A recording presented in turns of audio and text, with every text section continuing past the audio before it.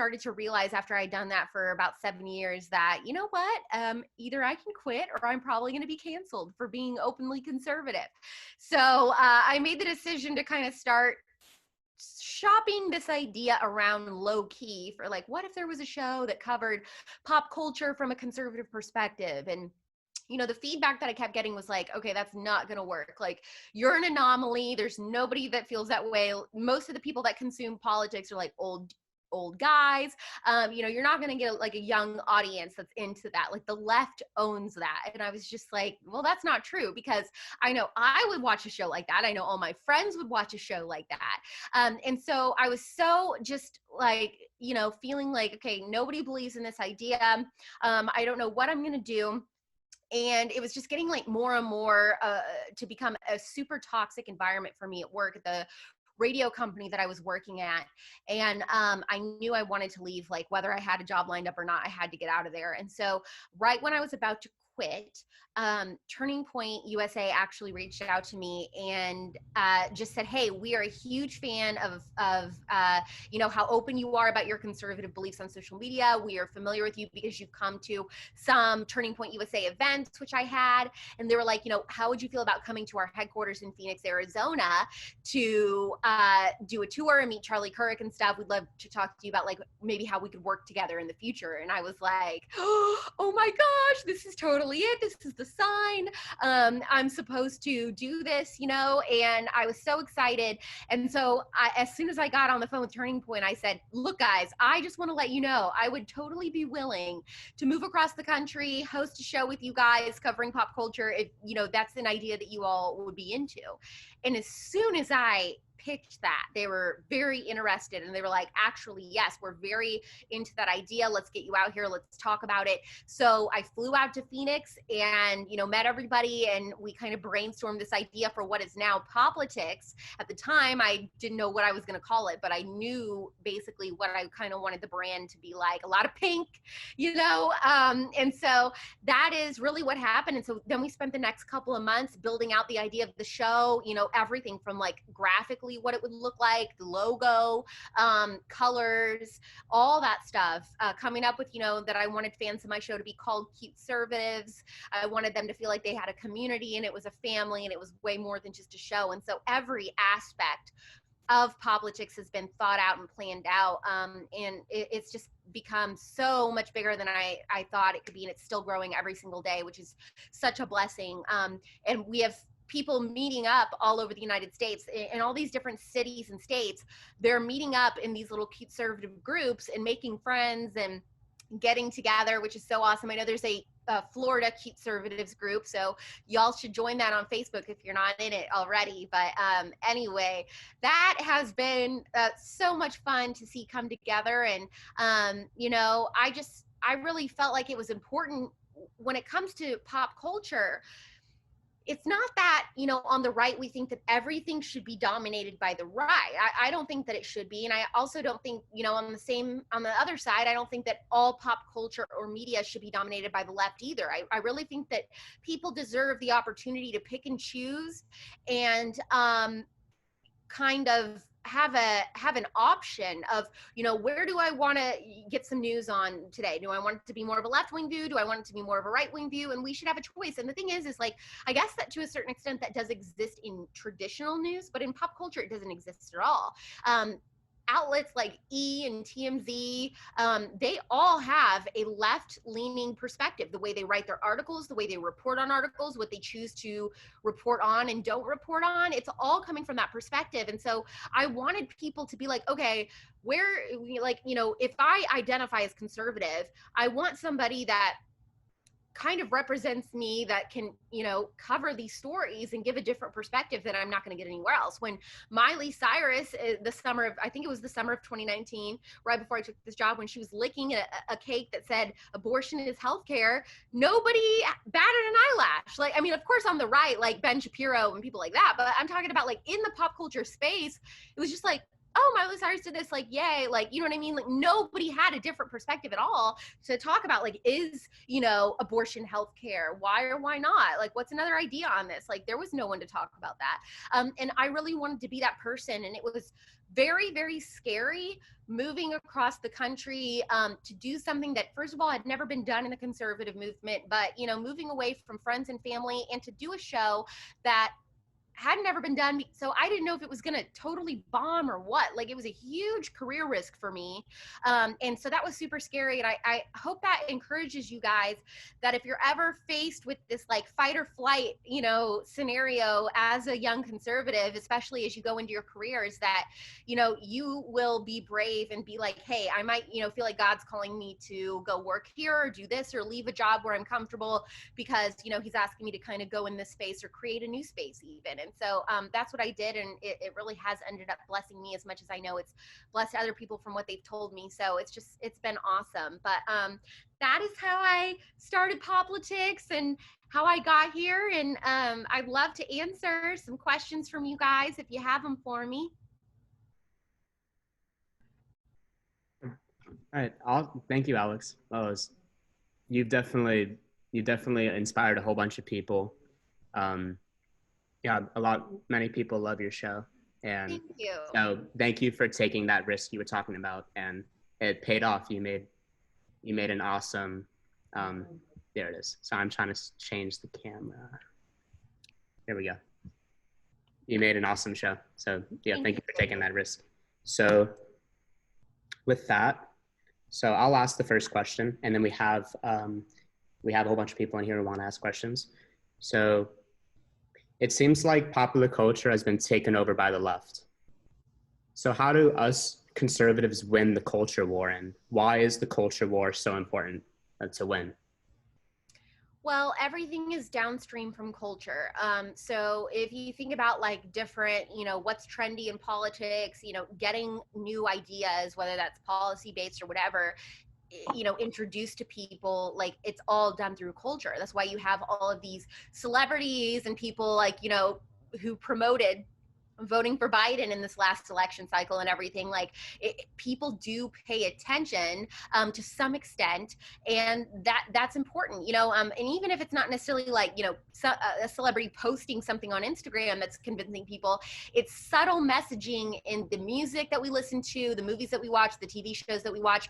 There's always messaging going on, propagandizing going on. Sometimes we don't even realize it unless you really know what to look for. Sometimes it's really subtle. And, you know, for us, you know, people that are a lot more politically literate, I guess I would say, like we're really involved. So I think that stuff sticks out to us. But for our friends and stuff that are like, I don't really care about politics, I'm pretty apathetic about politics. Like, you know, we all have friends like that. They don't notice that stuff, but it does kind of brainwash them and change their minds. And it's even just like, you know, you can even like Twitter trends, like what's trending for the day, you know, that's all controlled, a lot of it. And it's really messed up and really scary. But I would say the one, you know, one way that we can try to fight back on that front is creating our own culture, getting more involved in pop culture, you know, creating our own movies, creating our own TV shows. Ben Shapiro's Daily Wire is doing that. They just announced they hired Gina Carano from Star Wars and Disney, who just got fired for being conservative. They hired her on to do like an action movie series and stuff like that. They're getting into like the streaming business and everything, which is awesome. So, you know, we need more people to start things like that. With politics, this show is really a pop culture show.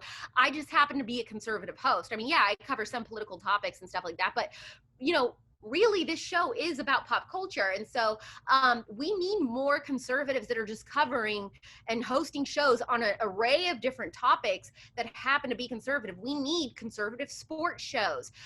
You know, we need all these different subjects and stuff being covered, just without all of this leftist propaganda in it. So that's really the biggest way. Cool. Well, yeah, you're leading by example. Thank you.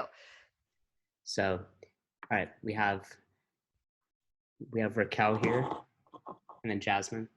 Okay. Hi, Raquel. Hi, how are you? Yeah, of course. I just like to add that my mom actually got it for me because I am a fan, but she's also a huge fan, and she's watching right now. So, and she has Mom conservative. she is a mom conservative, 100%. She was actually wearing that "Land That I Love" shirt that you just had in like one of your episodes.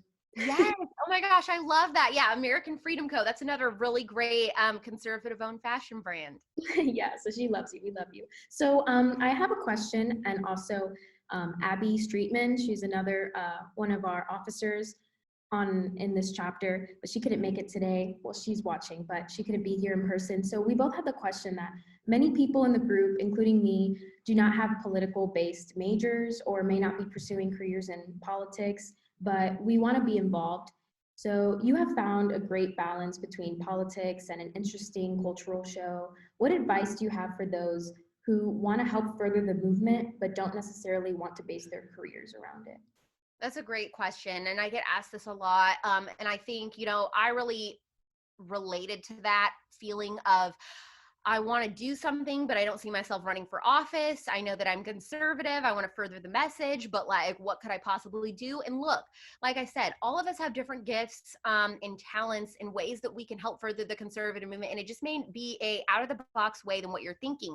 There are, even at Turning Point USA, there are so many jobs that you would think like, oh, that's working in politics, like graphic designers, videographers, event planners, working in finance. We have a finance department. Like there's all these different things that you can do that you can really put your talents to work for like a great conservative organization.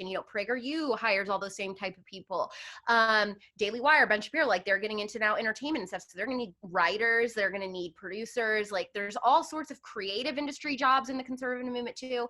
But I would say if you don't want to work for, even if you're like further than that, like I don't want to work for a conservative organization at all, but I want to do something running for school board. That is very, very, very important.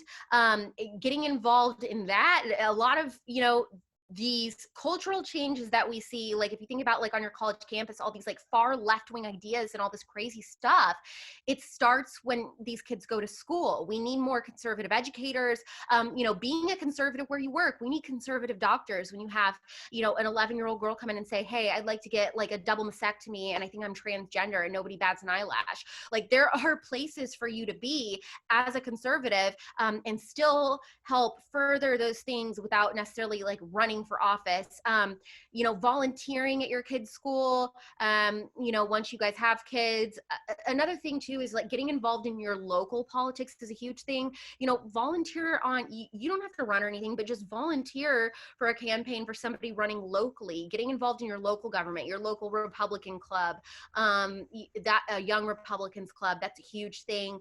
Another thing that you can do, which only takes like a weekend of your time during election season, if you guys, find a candidate that you really believe in, like for example, with Ron DeSantis, like, when he was running, if you all would have volunteered to like knock doors and just like tell people like, hey, we just wanted to, get people encouraged to vote for Ron DeSantis. Like those are all things that you can do that, you can do like a weekend or two and that's it. It's just a volunteer job, but all of that helps the conservative movement. If you're a pro-life conservative, volunteering at your local pro-life clinic, just organizing, supplies, checking people in, offering to pray with people. There's so many things that you can do just volunteering and otherwise. And another thing is too, even just being an activist on social media, it really, I can't tell you how many things I get. Like politics is social media activism. The show is on social media. That's what it is. That's where it is. And I get DMs every day from people being like, wow, I never thought of something like this. Thank you. Or you helped me. I am already conservative, but you breaking this down helps me be able to debate it with my friends that are on the left. Like all of that stuff is super important. You guys just sharing your thoughts on social media and stuff is also really, really great. So all of that helps further the conservative movement. And if you're looking for a job, tpusa.com/careers, we are hiring for all those different types of departments that I said. So we would love to have you if you would want to come to Arizona. Thank you so much. Oh, excuse me. Yeah, thank you so much. That's all great advice. And I just also want to add, because you mentioned like getting involved in like school and education like that. My mom is actually mom conservative teacher, and she wore that Land That I Love heart shirt to school, and she gets dirty looks and things like that, you know, just for saying like that she loves her country. But yeah, all great points. Thank you so much. I'll definitely relay on the message that there's more to do than just run for office. Absolutely. Absolutely. Thank you. So we have here Jasmine. Oh God, my mask is stuck to me. Sorry. Hey, Jasmine. Hi. Sorry, I had to take off my muzzle. So when I started trying to get more involved in like conservative groups on campus, it was a lot of boys. And this is like the first semester that I've gotten more involved with like conservative women on campus and like meeting and talking to them. We actually started watching The Bachelor together every Monday. Amazing. I love that. Look, that is such a good idea, you guys. You don't like, this is the thing. If you want to recruit more people to your chapter and stuff, do things like that. Like literally invite kids on campus. Like, hey, we're just having free food. Like we're providing pizza. You know how many kids will come? Like they will come for the food. So those are all super great ideas, and showing, which is what I try to do with politics, that like, look, conservatives are not the stereotype that you think we are. Like we like The Bachelor too. Although right now I'm not very happy with a lot of things going on, but James is so boring. Like just objectively, he's a boring man. But sorry. Okay, but my question is, so since I started like getting more involved and like meeting a lot more conservative and some traditional women, I started noticing that every time I talked to people who like considered themselves to be feminists or like fighting for women's rights, it was always about like the freedom of choice, except when we make like the wrong choice, and they really have like a vendetta against conservative or traditional leaning women. So why do you think modern feminism is so against women being conservative? Well, modern feminism is so different than the original, like, first wave of feminism. I mean, that I think all of us could get behind, like giving women the right to vote, like all that kind of stuff. Like that, traditional feminist values are great. What it's turned into now is just another arm of leftist propaganda. So it really, like, you know, here's the thing that I always ask, like, when it comes to the modern feminist movement, like what right do I not have as a woman in America that a man has? There's nothing. Like, why do we need you now? And so the thing is, they have to stay relevant, so they have to come up with all these other things. So now you have them getting involved in things like, you know, open borders. We are for gun control. If you go to the Women's March website, they list all this stuff. It's like, this has nothing to do with women's rights. This is just left-wing propaganda talking points. Like, that's what it is. So they're trying to get voters. They're trying to get voters for the Democrat Party. That's what it is. And so I think that, you know, that's a big part of it, is like, if you're trying to get votes for the left, you don't want conservatives in there, obviously.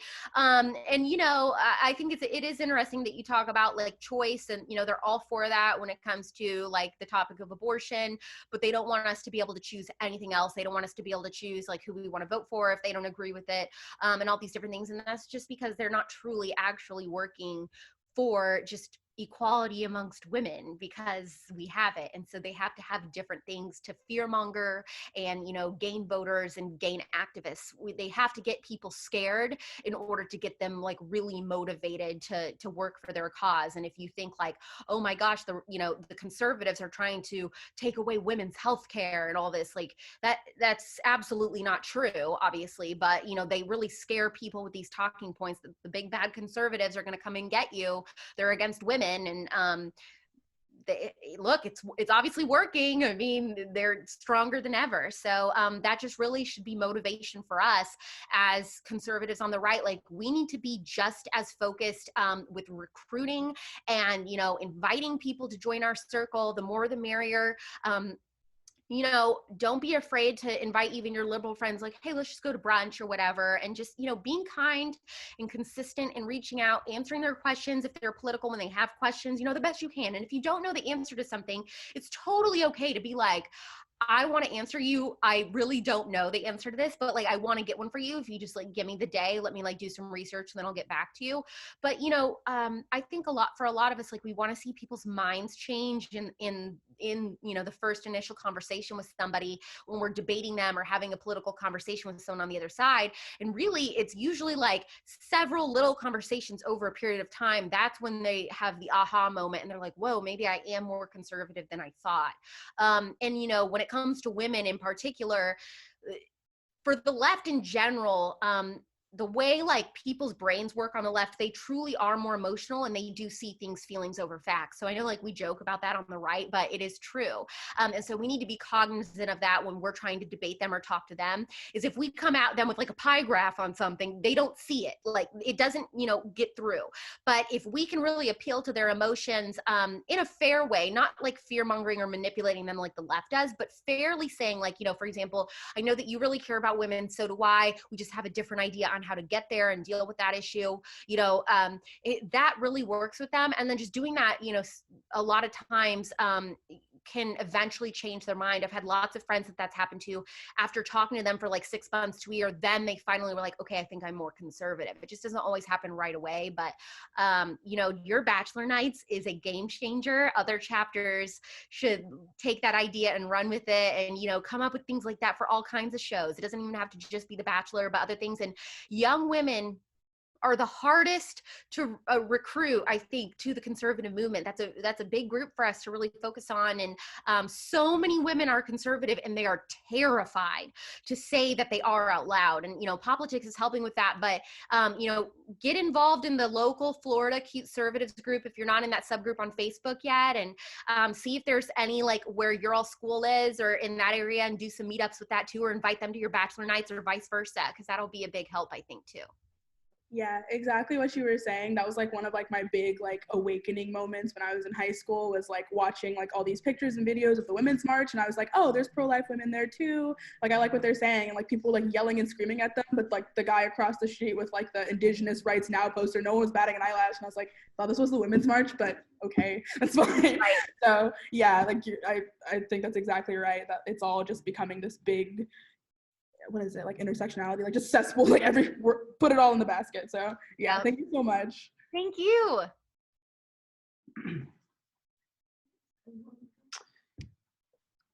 Hey Alex, do you have? Oh, we have two more women who want to ask you questions. Do you have time? Sure. All right. Yeah, that's fine. I can make mine quick. Okay. So, hi Alex, my name is Reese. Hey, And Reese. I'm really excited to hear you talk about the Cuteservative movement, just because it is tough when you want to go rush for a sorority. And I have friends who can't come to these meetings with me because their sorority will kick them out. And how horrible is that you can't even express differing views without it being seen as being cynical or horrible or, not for everybody. But my question to you is talking about the women's rights movement and everything like that. The transgender executive order that was just passed, it seems like every mainstream media outlet is saying how great it is, and they're not really understanding the biological differences and how it's taking away from me being able to play softball or people to be able to swim or weightlift or things like that. So how do you combat an argument like that while still trying to be pro-women, but I guess kind of like reach them on that pop culture side? Yeah, absolutely. It's such a good question. And actually, I'm very passionate about this subject. There is so much more going on in the transgender movement than I think a lot of people even understand or are aware of. And I think a lot more people would be skeptical of it if they knew the facts. But you're right. The biggest, I think, like, thing that exposes how fraudulent the feminist movement is the fact that they are just open arms with the trans movement, and it's like they're literally erasing women. I mean, well, exactly. I had people in high school who were playing sports and they lost to transgender. I mean, they were biological males and they didn't undergo any transition except a couple things, like they signed psychological waivers and things like that. But it's really not fair. And like, what about Title IX? There's just going to be nothing left. So absolutely. It's a huge concern. I really recommend, if you guys want to write this down, to read the book called Irreversible Damage by Abigail Schreier. Abigail Schreier is a journalist who is not a conservative. I would say she's like a classical liberal, but so she's, classical liberals are still pro-free speech and things like that. So she really has dived into this transgender movement and discovered that it is actually primarily targeting young teenage girls. Middle school and high school age girls are rapidly transitioning, and they're being targeted. Tucker, correct? I thought I saw her talking about her book. Yes, she has been everywhere. Like Ben Shapiro's interviewed her, Ali Stuckey's interviewed her. She's been on Tucker. I mean, she's everywhere. She's fascinating. I read this book so fast over Thanksgiving break. I mean, I was blown away, and it's just so scary, the things that's going on, because here's the thing. You know, if you're an adult, like, you know, over 18, and you want to, you know, go through a double mastectomy, or like change your body or take hormones or whatever you want to do, like, you're totally, obviously you're allowed to do that. You know, and that's the beauty of the United States, in the United States of America. Like, you have the freedom to do those things. But when you are an underage, when you are a child, that is what is completely different. You know, when I was 15 years old, I embarrassingly went through a stage where I thought I was like a scene kid, which I don't know if like you all know what that is, but it's like light emo. So I am like the most girly girl that there is, but I went through like a 3 to 6 month stint where I thought I was seen, and would go to like, you know, heavy metal concerts and stuff and mosh pits. And I like secretly hated it, but wanted to fit in. And I thought that was like going to be the crowd that I fit in with. Like, oh my gosh, I can't even tell you how like far that is from who I am now as a, you know, almost 28-year-old. It is really disturbing, because so many of these kids, and she talks about this in the book, but like, these girls are looking to fit in. And what's really interesting is that before, like, you know, 80s, 90s, early 2000s, to say that you were a member of the LGBT community, that was social suicide, right? Like, they really were super bullied and all these things that, you know, if you said I was gay, like, you were tortured, which is totally disgusting. Now, these kids come out and they say that they're trans or whatever, or, you know, gender nonconforming, all these different things. They are celebrated. They instantly get this like massive group of friends. They become, you know, if they're outcast socially at school, the minute they become trans or announce that they're trans, everybody loves them. Everybody's like going out of their way to be their friend. They get all these special privileges at school. And so it's really like the fastest way to popularity now, which is so interesting. I think that's because there was no conservative, like when I was in high school, not that politics wasn't a thing, but if you said you were conservative, it was like, oh my gosh, you're horrible, you're bad, you're not going to fit in, you can't do this, you can't do that. So I think hopefully more people will see your message through Turning Point, and I mean, just everything. So I really appreciate you talking to us, and thank you so much. Thank you. Yeah, absolutely. Y'all read that book. It is life-changing. Yeah. All right. Hi, Alex. My name is Rafaela, and my question is to you is, since you are dealing with politics and entertainment, the social media aspect very big, a lot of bias can be seen in both aspects of the world. How are you able to remove that certain amount of bias and maintain neutrality as well when conducting this show, along with the views that are also coming around with it as well? Okay, so let me just make sure I understand the question. So you're saying like, how do I keep bias out of the show? Yes. Like, how do you remove that, but also like promote the idea of like being the conservative and everything else like that you do try to emit as a message? So I would say my show is not unbiased. I'm very open about the fact that we're conservative, so I'm honest about it. Here's the thing. So people are always like, well, if you're, you know, my slogan for the show is pop culture without the propaganda. And they're like, well, how is it without propaganda if you're literally just giving like conservative views? And I tell them it's not propaganda when I'm open about where I'm coming from. The problem is TMZ, all these different outlets, they all lean left, but they pretend like they're unbiased. They pretend like they're neutral. Oh, we're not a political company. We don't get political. Like, we're just covering pop culture. No, that's BS. They are. You know, and so with me, I don't hide the fact that we're conservative. I mean, I say in every episode, or it's in every episode, is on our page, like powered by Turning Point USA. They click on that, they see that it's conservative. And I talk about being conservative all the time on our stuff. I mean, from our posts and everything, you can tell that they're right leaning. So I would say like, that's really what we need more of too, is just honesty from the media. Like, I don't care if E wants to be left leaning, but just tell me that the truth. And that's what young people need. They just need to see, you know, I think that's what's so confusing to them, is they think that these places are unbiased because they just say that they are, but that isn't true. Like, just say like, yeah, we lean left, like, you know, we lean right, or we truly are unbiased, which I just really don't know that there is any media now that is actually unbiased. Like, every journalist has become an activist. They're all championing a certain cause. So yeah, to answer your question, I feel like, you know, I don't try to hide that we are biased for conservatives, because I think it's important that conservatives are like, oh, finally I have, you know, a place for me. So I wanted to be open about that. Okay. Yeah, that's awesome as well, with the different interactivity, as well as more people opening up and seeing like the different views as well. It's mostly the times, especially with social media, you think of it as an area where you can emit that your own views and perspectives on certain items, when in reality you see more censorship occurring if you don't put the right stuff out there. Absolutely. You're absolutely right. Thank you again. Thank you. Okay, so that's it for questions. Before you go, well, let's give a round of applause to Alex. Thank you so much for coming out tonight. You're awesome. Thank you guys. You're doing a great job there. Thank you so much for having me. Bye.